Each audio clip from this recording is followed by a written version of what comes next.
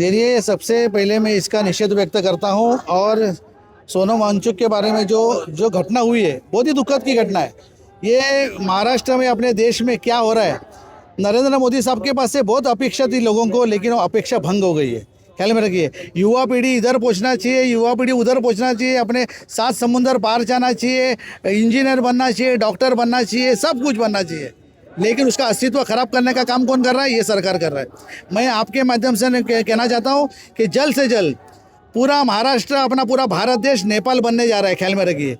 और जिस दिन नेपाल बन गया ना, उसी दिन एक भी मंत्री, एक भी आमदार, एक भी खासदार जो है ना सत्ताधारी में, वो रोड पे घूमेंगे नहीं। मैं आपको मैं चेतावनी दे के रखता हूँ। ख्याल में रखिए, ये आग है, ये आग से आप खिलवाड़ मत करिए।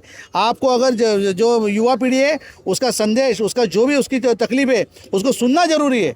आप एक बाजू से उसके ऊपर अत्याचार कर रहे हो, उसको उठा के लेके जा रहे हो, एक जानवर जैसा उसको उठा के लेके जा रहे हो। दुख की बात है। मैं इस चीज़ का निषेध व्यक्त करता हूँ। और मैं इस सरकार को फिर से एक बार, यहाँ के जो आमदार, खासदार, इनके आपके तरफ से जान दो मैसेज मोदी साहब को, अमित साहब को, अरे इसका कुछ अच्छा हल निकालो। युवा पीढ़ी का आपको संदेश देना पड़ेगा, वरना आप अधूरा अगर ये लड़ाई छोड़ोगे तो आपके बाल बच्चे कोई सुखी रहेंगे नहीं। ख्याल में रखना, कोई भी रोड पे घूमेगा उसको वैसा का वैसा जवाब दिया जाएगा। ये युवा पीढ़ी है, ये आग से खेलने का आप काम मत करो।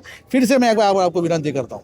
ने जो एक तरह की भूख हड़ताल की, इतने दिनों से वो भूख हड़ताल पर थे और उन्हें किस तरह उठाया गया, मैं एक ही बात आज तक समझ नहीं पाता हूँ कि वो व्यक्ति जिसने आज भारत में, जहाँ सर्दियों के मौसम में पानी जम जाता था, पीने के लिए पानी नहीं होता था, उस जगह अपना दिमाग लगाकर उन्होंने लोगों के लिए पानी उपलब्ध कराया।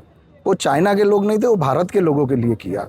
जहाँ शिक्षा प्रणाली में लोग ऑथेंटिक पढ़ाई जो हम याद करके पढ़ते हैं, बच्चे वो पढ़ नहीं पाते थे, तो उन्होंने एक प्रैक्टिकल नॉलेज बच्चों को देना शुरू किया कि आप किस तरीके से पढ़े। कई बच्चों का भला हुआ। वो बच्चे भी भारत के थे, चाइना के नहीं थे।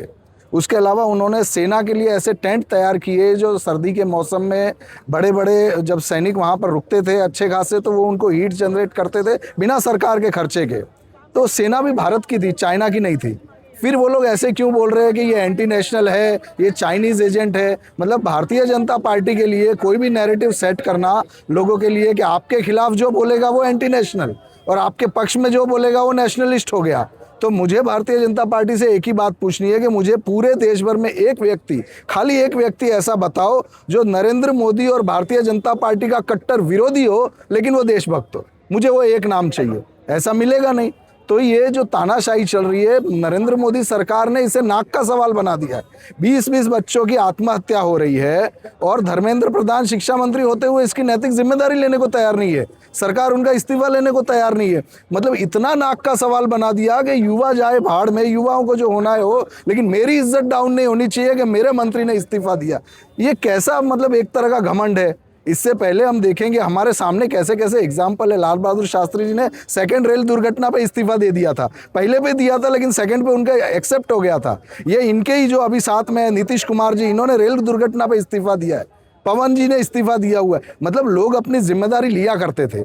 लेकिन ये गवर्नमेंट जब बनी तो राजनाथ सिंह जी का एक बयान मुझे याद आता है, हमारे यहाँ इस्तीफे नहीं हुआ करते थे। ये उनका 2014 का बयान है। तो आज वो साबित हो रहा है। आज लोगों को भी ये पता चल गया कि एंटी नेशनल, एंटी हिंदू कुछ नहीं है। सीधी एक बात है, जो इस सरकार के विरोध में जाएगा वो एंटी हिंदू है, वो एंटी नेशनल है और अपने गोदी मीडिया के तरफ से ये लोग उनको वैसा प्रचारित करेंगे। देश में प्रधानमंत्री के हुकुम के अलावा तो पत्ता भी नहीं हिलता। ये तो हम सब जानते, गली से लेके दिल्ली तक मैं बोल रहा हूँ।